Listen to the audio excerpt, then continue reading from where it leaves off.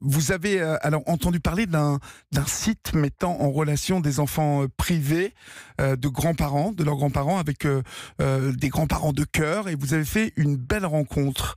D'abord, pourquoi avez-vous eu ce besoin de trouver ce site ? Je n'ai pas eu un besoin de trouver le site. En définitive, je l'ai trouvé tout à fait par hasard. Très Comment ça s'est sincèrement, passé alors ?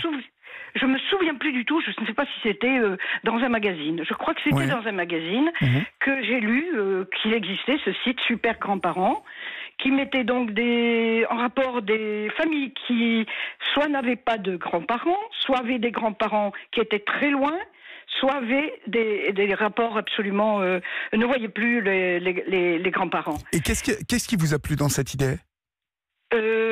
En me promenant sur le site, je me suis rendu compte que la personne qui avait créé ce site, elle avait déjà créé environ 600 familles de cœur. Donc c'était déjà quand même une réussite.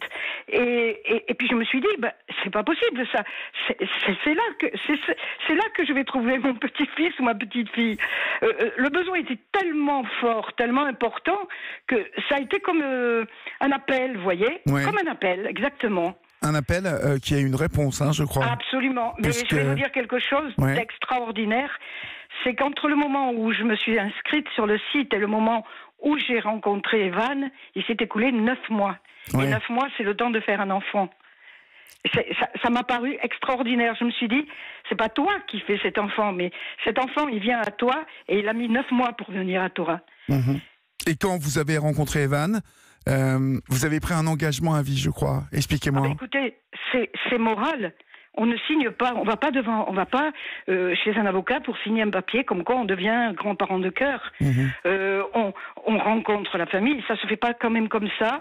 On échange des courriers, on rencontre la famille, et quand on est sûr que c'est vraiment l'enfant qu'on attendait, le petit enfant qu'on attendait, à ce moment-là, on prend un engagement moral. Et c'est à vie. Il n'est pas question. Voilà. Et lors de cette première rencontre, que s'est-il passé entre vous et Evan ? Alors, nous avons d'abord rencontré la maman. Oui. Puis ensuite, la maman nous a invités chez elle, un beau jour de juin. Oui. Et nous sommes arrivés avec des livres et une mousse au chocolat. Oui. Et de toute façon, moi j'avais eu le coup de foudre pour ce petit garçon. C'était vraiment un vrai coup de foudre. Et quand je l'ai vu, ça s'est confirmé. Je me suis dit, c'est lui.